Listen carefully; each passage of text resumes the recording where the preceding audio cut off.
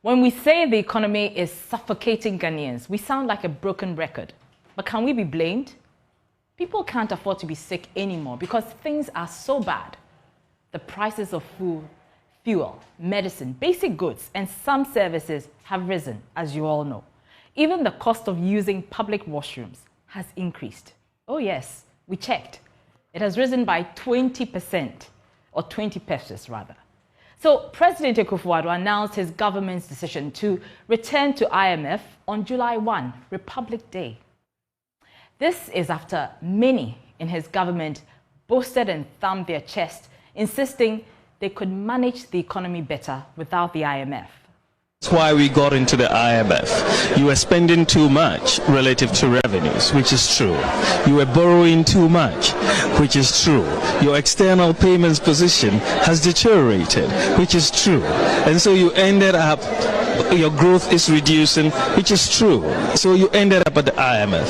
And the IMF would impose certain conditions, which is true. The supporters of this government and this government itself are very reluctant to admit the truth even when it hits them in the face.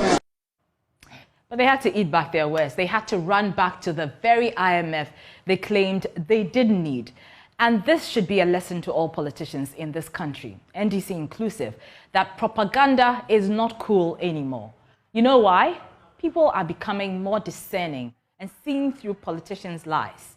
And most definitely, your lies will come back and bite you, as we are seeing right now. So back to the IMF. Clearly, many Ghanaians were disappointed with the government because we believed they could weather whatever financial storms we were confronted with. But everything seems broken now, and Ghanaians are angry, and justifiably so. Well-meaning Ghanaians hope that Dr. Bawumia, who some have described as the economic messiah, would say something and put out the fires that had sparked in us. Instead, he did the opposite. Ask a carpenter to roof your house. And he roofs this house, and suddenly the roof collapses. Without any rainfall or wind, suddenly you have a collapsing of the roof. Will you not blame the carpenter who did the roofing? Will you not blame the carpenter? But if the carpenter roofs your house, and the roof collapses because there's a tornado and a storm which has blown away roofs and windows and walls of many houses, will you blame the carpenter? Will you blame the carpenter? So question, Dr. Bawumia, how come the tornado did not destroy the roofs of Togo and Ivory Coast? Was the tornado aimed directly at Ghana? I mean, so who should we blame, the storm or the carpenter? I'm sure you yourself won't believe in this narrative that you are trying to foist on us. You have to ask, how can global phenomena skip Cote d'Ivoire and all the surrounding countries and only attack Ghana? How? How does it happen? Why? Why are we still engaging in propaganda when people are hungry and angry? Why? I mean, who cares about which political party's engagement with the IMF is more superior?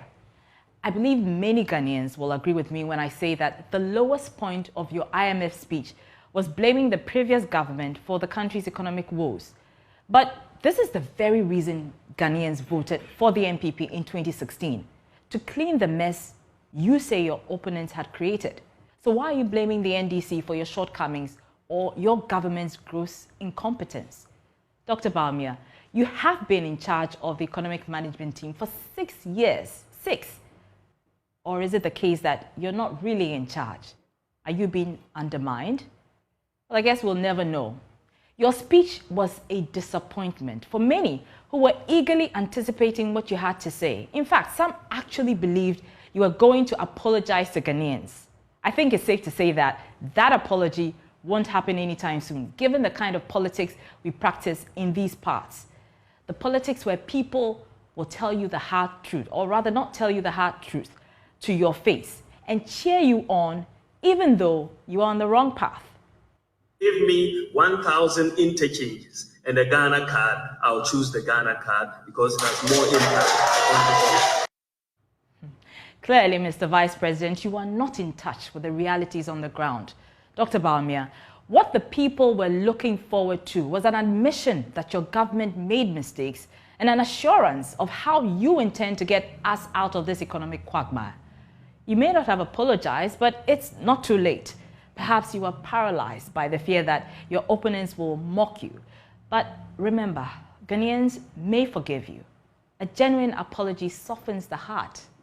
I mean, I'm a woman, and I know, so it's not too late.